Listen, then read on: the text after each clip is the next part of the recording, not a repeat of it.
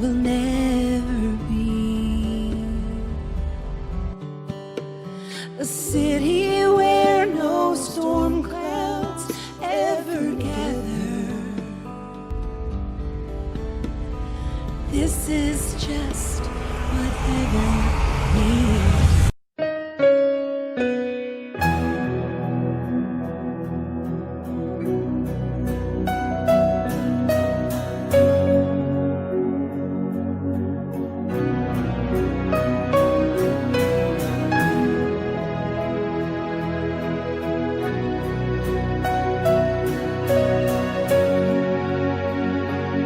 More music uploaded. Your love is kind.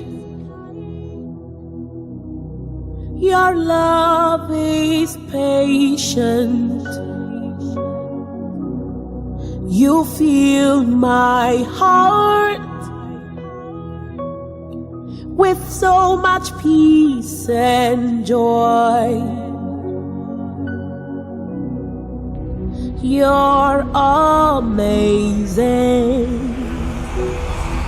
You make my life feel brand new. You're amazing. You make my life feel brand new. Jesus, you love me too much, oh. Too much, oh, excess love, oh. Jesus, you love me too much, oh. Too much.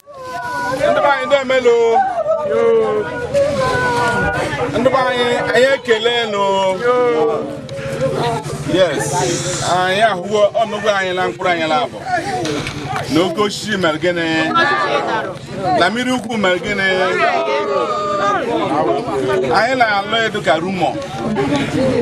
Nya, Nya, Ganya Shilile, Manakita, all the way you look Guyana again, no go she Mergene. Too much, oh, excess love, oh. Jesus, you love me too much, oh. Too much, oh, excess love, oh. Jesus, you love me too much, oh. Too much, oh, excess love, oh. Your love is kind.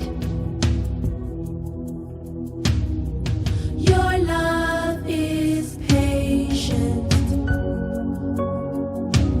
You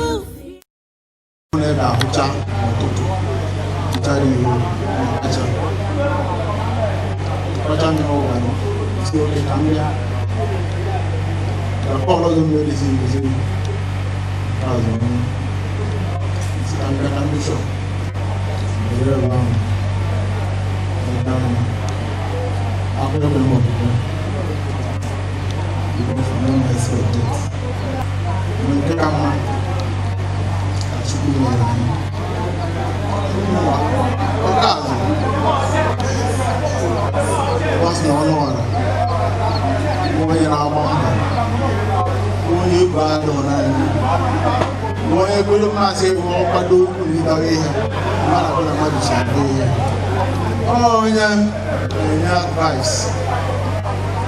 The father of all fathers. Oh, yeah. Tu caso, hoje o caso a Udiva ali vai. Make like I'm not 100 years. But now, you are judging my child and my logo doing bound. And let down with people like Lagos.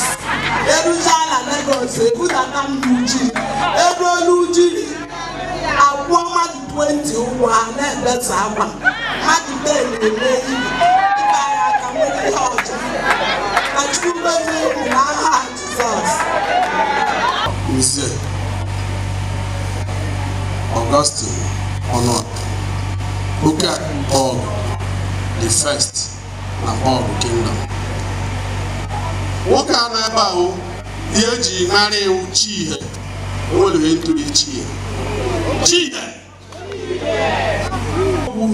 Ma mfụọ afụ egbuo so many things na nwata ma maka nwoke a Chihe ka ere ọdụ ka akacha m onwe ndụ nchọkara ọ maka nwoke a tupu ebe a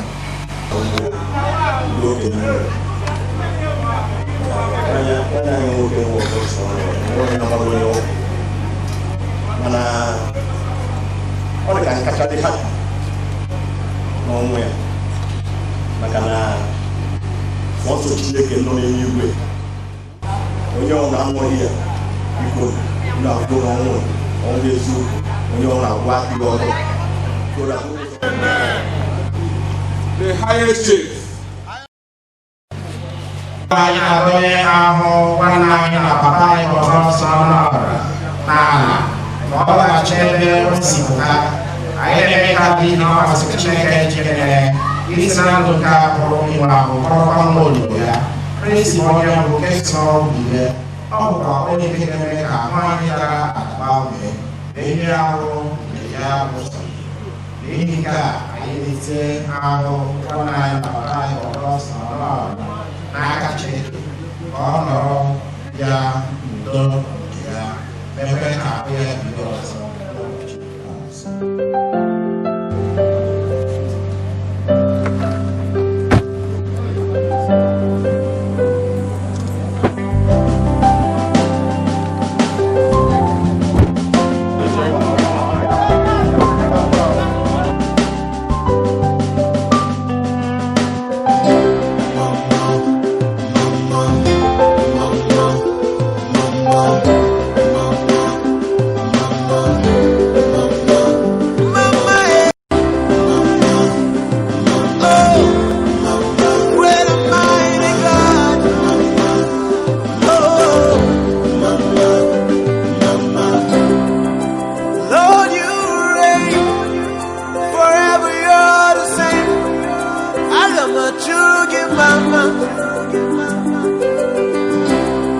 You lifted me and gave me a song. I got my true mama, mama.